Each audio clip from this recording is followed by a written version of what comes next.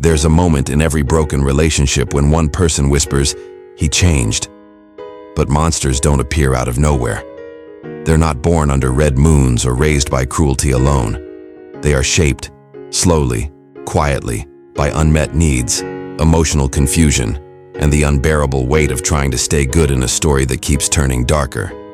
In the beginning, he's the good man, the one who listens, the one who makes her laugh without needing to perform. He holds doors, remembers details, texts back first, and she, after years of disappointments, feels something real again, something safe. She tells her friends, he's different, and maybe he is. But difference has a price when both hearts are still stitched with unhealed scars. Every good man hides a quiet deal behind his kindness. If I give you safety, maybe you'll give me peace. It's not manipulation. It's longing dressed as virtue. And every good woman carries a hidden hope. If you love me right, maybe I'll finally feel enough. When those unspoken contracts collide, love becomes less like connection and more like negotiation. They both start acting roles. He performs steadiness, even when he's scared. She performs independence, even when she's aching. The stage looks calm, but beneath it, two nervous systems are bargaining for oxygen. Psychology calls this cognitive dissonance, when reality and belief fight for dominance. He believes he's kind, patient, good. Yet resentment seeps in when kindness is met with silence. He tells himself, I shouldn't be angry. But suppression only feeds the shadow. She believes she's honest and loving, yet small disappointments harden into criticism. Each correction feels like betrayal. Each withdrawal feels like punishment. In these moments, good starts to rot. He stops saying what he feels because every truth becomes an argument.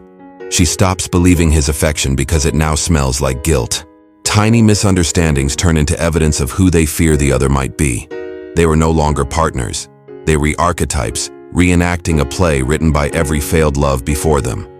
A man begins to shift when his goodness stops protecting him, when every attempt to communicate is twisted into weakness, when his care is met with suspicion, when his voice, calm and measured, is accused of hiding malice. That's when something inside him breaks. Not in rage, but in quiet fatigue. He learns that empathy, in the wrong hands, becomes ammunition. And here, as the paradox, the more he tries to prove he is not a monster, the closer he becomes to becoming one. Because self-denial breeds resentment. Because love without boundaries breeds contempt. Because no one can keep bleeding for peace forever. The man who kills his anger to stay good will one day meet the monster born from his silence. By the time she notices the change, it's too late. His voice is colder, his eyes harder, his laugh shorter. She wonders where the man she loved has gone. He wonders who he's been trying to be all this time. They both miss a ghost, the version of each other that never truly existed. And that's where the real story begins. Because the making of a monster doesn't start with hate. It starts with confusion. And confusion is born from the illusions we call love. Chapter 2. Projection Alchemy. How fantasies forge the first mask. Attraction is never pure. It's not two people meeting, it's two imaginations colliding. When she meets him, she doesn't see him. She sees the man her past told her she deserves. The man who will finally prove she's lovable. And when he meets her, he doesn't see her. He sees redemption. A chance to rewrite the stories of everyone who made him feel replaceable. That's not love. That's projection. Alchemy of the unconscious. Turning fantasy into flesh. In those first few weeks, everything feels enchanted. Her laugh sounds like permission. His presence feels like gravity. They talk about coincidences, how strange it is that they like the same books, the same music, the same sunsets. But compatibility isn't magic. It's mirroring. Each one is reflecting back the image the other secretly wants to believe. I am lovable. I am special. I am safe now. It's intoxicating. He studies her favorite coffee order like it's scripture. She memorizes the way his eyes shift when he's deep in thought. They think they're falling in love, but what they're really doing is falling deeper into their own reflection. Psychologically, this is called idealization. It's the first act of the narcissistic cycle that lives inside all of us. Yes, even the kind ones. To idealize is to overestimate someone's goodness in order to feel safe. To devalue is what happens later, when reality refuses to stay perfect. It's the emotional equivalent of buying a mirror and getting angry when it starts showing cracks. He plays the part of her fantasy perfectly, attentive, emotionally available, strong yet gentle. She plays his muse, the woman who gets him, who sees his hidden depth. Both are actors in a performance they don't realize they signed up for. And the audience, their own wounded selves, applauding every line that sounds like salvation, but no role can last forever. Soon the real person starts to leak through the cracks. He's quiet one night, not distant, just tired. She feels the temperature shift instantly and panics. "Are you okay? Did I do something?" He smiles, reassures, but inside he's confused. Why does care always come wrapped in fear? This is hedonic adaptation, the mind's tendency to normalize goodness until it no longer feels enough. Yesterday's warmth becomes today's baseline. Love stops being a gift and starts feeling like a right. And when the emotional high fades, the search for fault begins. Her disappointment feels like pressure. His confusion feels like failure. He doubles down on effort. She doubles down on expectation. The fantasy that once bonded them now becomes a silent tyrant, demanding consistency no human can deliver. He starts saying things like, "You used to be happier." She fires back, "You used to care more." And between those two sentences, innocence dies. He wears his first mask here, the performer of peace. He laughs at jokes that hurt, agrees to things he doesn't want, avoids truths that might trigger her fear. He's not being fake. He's surviving the fantasy. Because deep down, he believes that honesty will cost him love. And once that belief takes root, authenticity becomes a threat. When love demands a mask, the soul begins to suffocate.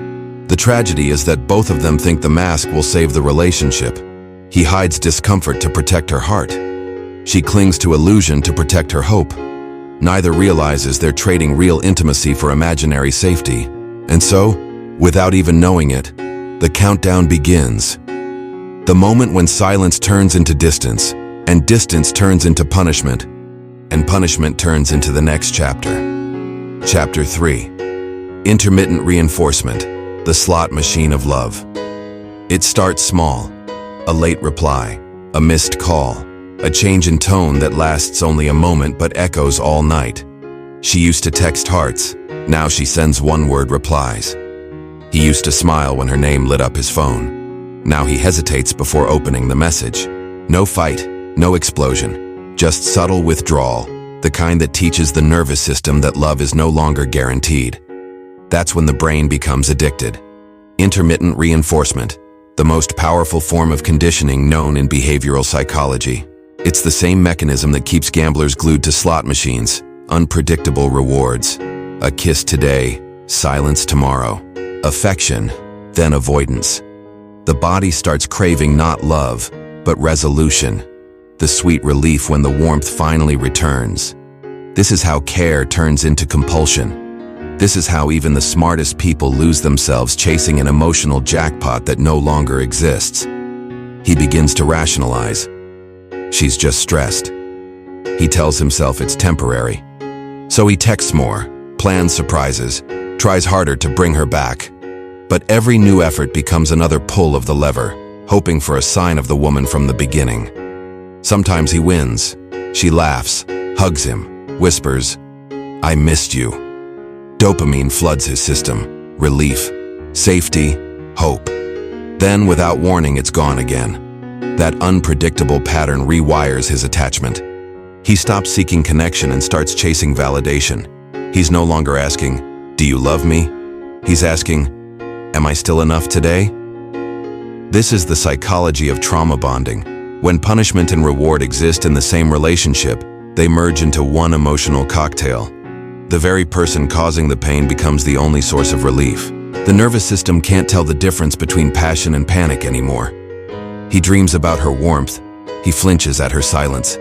He calls this love, but it's really withdrawal dressed as romance. In the beginning, she used to smile when he gave. Now she tests how far he'll go. Maybe not out of cruelty, but out of fear. Fear that his affection isn't real unless it survives chaos. So she withholds to feel powerful, to confirm she still matters. And he overgives to earn peace, to confirm he still belongs. It's a perfect storm of insecurity disguised as intimacy. Both are addicted to the uncertainty, one by control, the other by hope. Soon he starts noticing the pattern but can't escape it. He tells himself, "I just want closure." But closure never comes from the person who created the confusion. He stays, thinking patience will prove his love. Yet the truth is crueler. Patience only trains her to believe he'll never leave.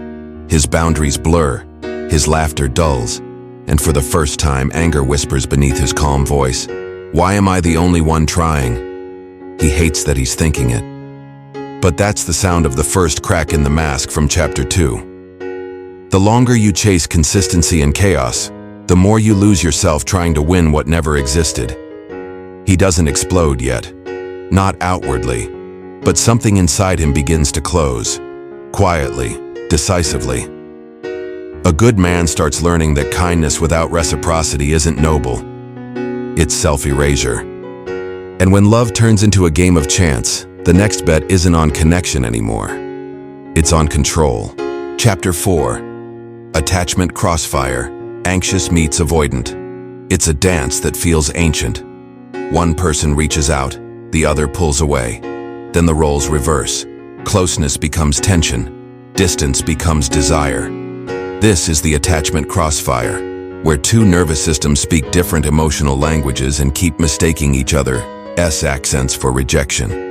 He is the anxious one now. Not because he's weak, but because love has become unpredictable. His mind keeps scanning for danger in every pause, every sigh, every unread message. He asks, "Are you okay?" Not out of control, but out of survival. Because anxious attachment doesn't fear losing love. It fears not knowing why. It fears silence, ambiguity, the moments when reality feels too quiet to trust. She, on the other hand, is avoidant. Not because she doesn't care, but because closeness feels like suffocation. When he asks for reassurance, she hears a threat. You're failing him. When he leans in, she feels invaded, so she retreats, builds space, says things like, "You're overthinking." She calls it calm. He calls it cold. Both are wrong, and both are right. Psychologically, this is the anxious avoidant trap. Two opposite attachment strategies looping into each other's wounds. His pursuit triggers her withdrawal. Her withdrawal magnifies his pursuit. Each one's survival mechanism becomes the other's nightmare. He texts more. She replies less. He explains. She shuts down. He feels rejected. She feels pressured. He apologizes for needing. She resents having to soothe. And the irony? They both think the other one has more power. Their arguments start to follow a pattern. He wants to talk it out. She wants to let it go. He's desperate for repair. She's desperate for relief. He asks questions like, "What can I do better?"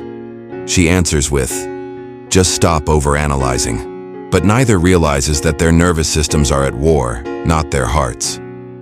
Over time, he learns to read every withdrawal as punishment, and she learns to read every question as control. The line between care and control, love and fear, begins to blur.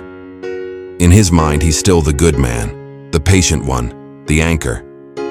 But underneath, frustration festers. He starts over-explaining, over-giving, and eventually, overreacting. She interprets his anxiety as volatility, confirming her deepest fear. Intimacy equals danger. And so, the distance grows wider, until connection itself feels like a threat. This is where the mask from earlier starts to fracture. He begins to resent the role he's been playing, the calm protector who never gets protected. And that resentment doesn't fade, it mutates. He starts to withdraw too, not as self-care but as revenge. His silence is no longer peace, it's a test. He wants her to feel what he's felt, the uncertainty, the ache of waiting for love to return. But power games don't create balance. They create burnout. Now she's chasing. Now he's avoiding. The polarity flips. The cycle continues. When love becomes a pattern of pursuit and retreat, intimacy dies in self-defense. By now, both of them are exhausted. She wonders when he became so distant. He wonders when she stopped caring. Neither realizes that their nervous systems have been trying to protect them in all the wrong ways. And somewhere between the anxious and the avoidant, a darker transformation begins. Not the loss of love, but the loss of innocence. Because when the good man finally stops chasing, he doesn't just become quiet. He becomes something else entirely. Chapter 5. The Shadow of the Good Man. Every man who tries too hard to be good eventually meets the version of himself he's been hiding from. Not the polite smile, not the steady voice, not the peacemaker, but the part of him that is tired of being gentle in a world that keeps taking advantage of it. This is the birth of the shadow. And it doesn't happen with rage. It happens with silence. For years, he's worn kindness like armor. He thought if he was patient enough, calm enough, selfless enough, love would see his worth. He believed goodness was currency, something he could trade for loyalty, peace, validation. But kindness without boundaries is not virtue. It's self-abandonment wrapped in moral language. He kept thinking he was doing the right thing, but really, he was negotiating his own disappearance. That's how the good man turns into a ghost long before he ever becomes a monster. Psychology calls this moral licensing, when we believe our good deeds entitle us to emotional return. Every favor he did, every fight he avoided, every time he swallowed truth to keep the peace. It built an invisible ledger. He didn't say it aloud, but inside he was keeping score. After all I've done, how could she? That quiet question is the sound of goodness starting to rot. Because suppressed truth doesn't die. It just looks for a darker exit. He starts noticing details he used to overlook. The tone she uses, the glances she gives, the moments she looks more alive with others than with him. Before, he'd dismiss them. Now he collects them like evidence. The good man becomes the detective. But what he's really searching for isn't betrayal. It's justification. Justification for the anger he's denied himself for too long. And here's the cruel irony. The more he tries to stay kind, the more dishonest he becomes. Smiles that don't reach his eyes. Yes, when he means no. Touch that feels mechanical. He doesn't explode, but his silence becomes sharper than any word could ever be. Jung called it the shadow self, the repressed, disowned parts of us that surface when our light is exhausted. In this man, the shadow takes the form of coldness, measured, quiet, calculating. He starts testing instead of trusting, withholding instead of speaking. It feels powerful at first, controlled. But power gained through detachment always comes with an invoice: loneliness. He becomes emotionally unavailable, not out of cruelty, but self-preservation. The same heart that once overflowed with care now hides behind logic. He'll say things like, "I just need space." But the truth is, he's terrified of caring again. Because every time he did, he got punished for it. So he numbs. He replaces affection with efficiency. He replaces depth with distraction. And for the first time, she feels what he's felt all along: distance. But by now, it's too late. The empathy that once made him lovable has turned into apathy. When kindness becomes currency, love becomes debt, and someone will always go bankrupt. She calls him cold. Friends say he's changed. He tells himself he's just learning boundaries, but deep down he knows it's more than that. He's not protecting himself anymore. He's punishing her. Not because he hates her, but because resentment always wants its pound of flesh. And yet, this is only the midpoint of the transformation. The shadow isn't done. What began as exhaustion will soon mutate into something far more dangerous: power. Because once a man loses faith in goodness, the next thing he hungers for is control. Chapter 6. From Hurt to Harm. The feedback loop of shame and power. There's a moment when pain stops asking for understanding and starts demanding control. It happens quietly, like a shift in gravity. The same man who once apologized for every misunderstanding now wants to win them. He doesn't want connection anymore. He wants leverage, because deep down he's no longer trying to be loved. He's trying not to feel small. Shame is a strange creature. It whispers that you're unworthy, then punishes you for believing it. And when shame meets exhaustion, it gives birth to anger. Not the explosive kind, but the controlled, surgical kind. He starts saying things just to make her flinch. He starts withholding just to prove he can. Every reaction becomes a data point, every tear a quiet victory. This is the moment the good man crosses the threshold.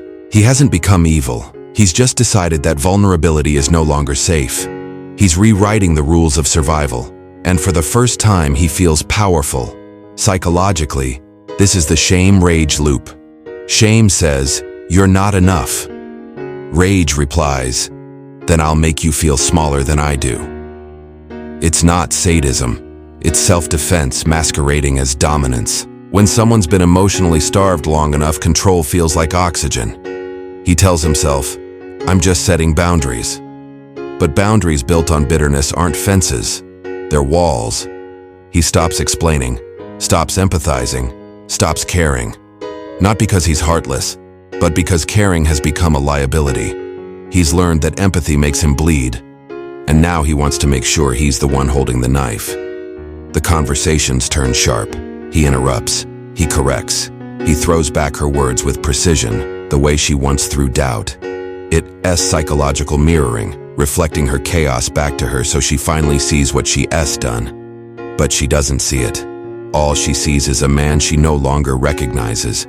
And when she calls him out, "You've changed," he says the words that mark the end of every illusion. "No, I've just stopped pretending." This is where confirmation bias steps in.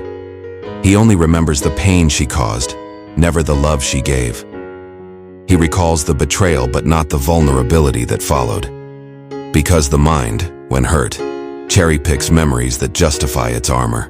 It builds a courtroom where every verdict ends the same: she deserved it. Gaslighting, stonewalling, manipulation, they're not always conscious. Sometimes they're just trauma wearing the mask of logic. He convinces himself that withdrawal is maturity, silence is strength, detachment is wisdom. But deep down, he knows it's revenge. Still, there's a part of him that aches, a flicker of the man he used to be. He thinks about the nights they laughed, the mornings they held each other before words ruined everything. And for a brief moment, he wonders if it's still possible to go back. But shame doesn't allow redemption. It only offers justification. So he buries the memory, lights another emotional match, and watches what's left of love burn into proof of his new identity. The man who can't be hurt anymore. When you confuse power with healing, you become the very wound you were trying to escape. Now he's calm again, but not peaceful. Cold again, but not strong. He's learned how to win arguments but lost the reason for them. She walks on eggshells, and he calls it respect. He doesn't see that his control is just fear with better posture. Yet even now, deep in the ruins, a whisper remains, a voice that says, "You can still choose to end the cycle. You can still choose truth." But the question is, will he? Because redemption demands something far harder than revenge: accountability. Chapter 7. The exit ramp, boundaries, consequences, and real repair. Every cycle eventually reaches a point of exhaustion, that heavy silence where both people realize they can't keep bleeding for proof.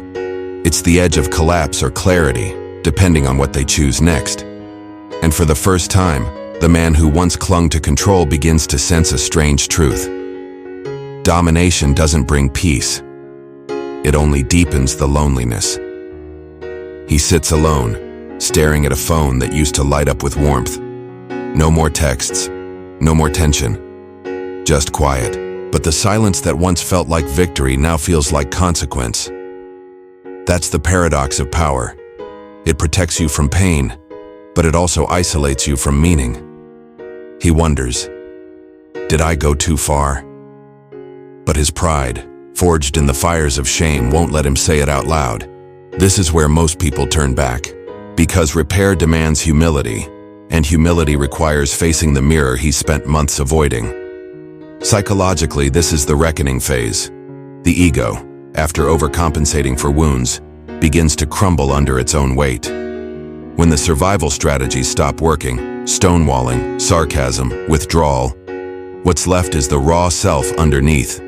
The boy who only wanted to feel safe when he said, "I love you." He remembers her tears, the words she tried to say before the walls went up.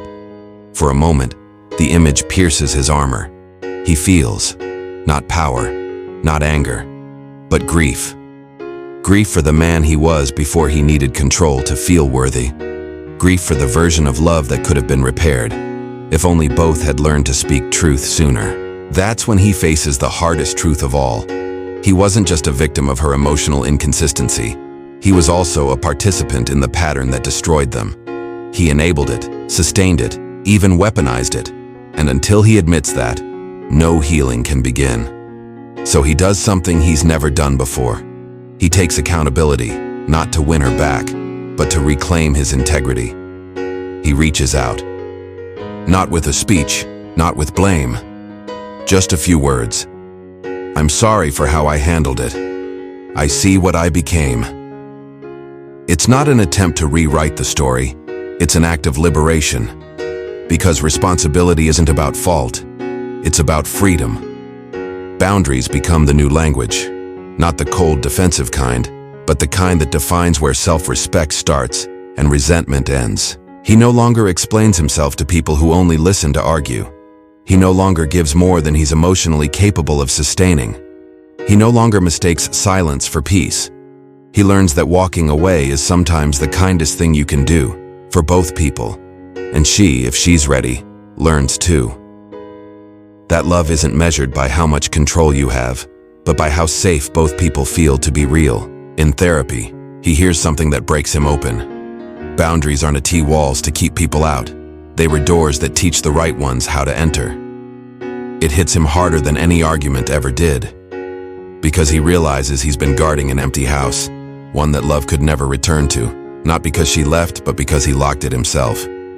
He exhales for the first time in months, not because it's over, but because it finally makes sense.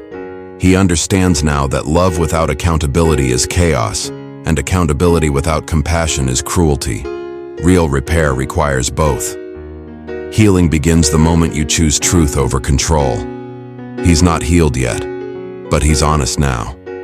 And honesty is the first doorway out of the labyrinth. Still, the question lingers. After all the pain, after all the lessons, after shedding every illusion, what does a man become when he's no longer the monster, but not yet whole? The answer waits in the final chapter. Chapter 8. Reclaiming the Man. From monster narrative to mature masculine healing doesn't arrive with trumpets. It creeps in quietly, through moments of stillness that once felt unbearable, through mornings when he doesn't reach for his phone, through nights when he no longer argues with memories that have already left him. The monster story dies not with an apology, but with acceptance. He sits across from his reflection, really seeing himself for the first time. Not the performer, not the savior, not the shadow, just a man, flawed, human, tired. And yet for the first time, he doesn't look away. Because he finally understands that masculinity isn't about being unbreakable. It's about learning how to break open without losing your truth. This is what integration means in Jungian psychology. To reclaim what was exiled, not to destroy it. Anger isn't the enemy. It's the boundary keeper that got buried under guilt. Power isn't corruption. It's the energy to protect what's sacred when love starts demanding your self-respect. He no longer wants to be the good man or the strong man. He wants to be the whole man. He revisits the memories that used to haunt him. Not to relive them, but to understand them. He sees the boy who learned to equate love with performance. He forgives the version of himself who tolerated too much. He forgives the one who retaliated too harshly. Because shame doesn't heal through punishment, it heals through recognition. He whispers, "You were just trying to be loved the only way you knew how."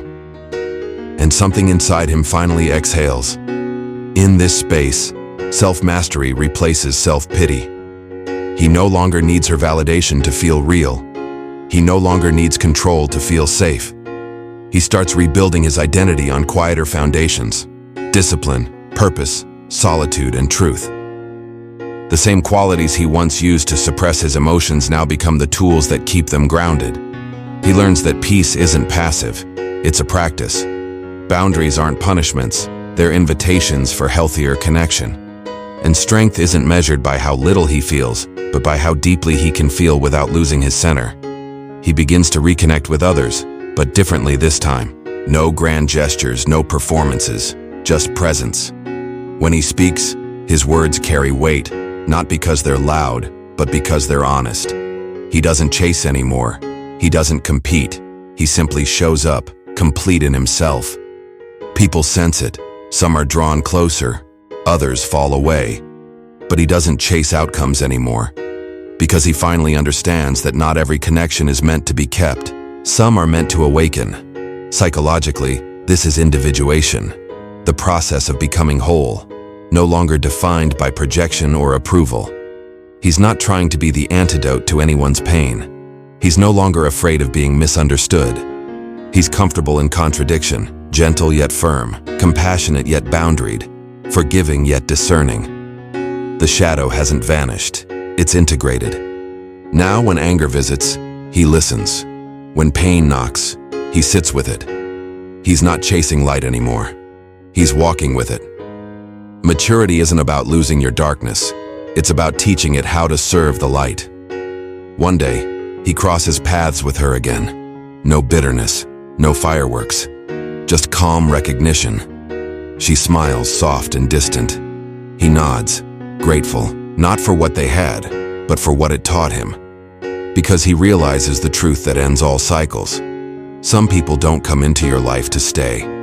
They come to build the version of you that finally can. He walks away without anger, without longing, just quiet strength.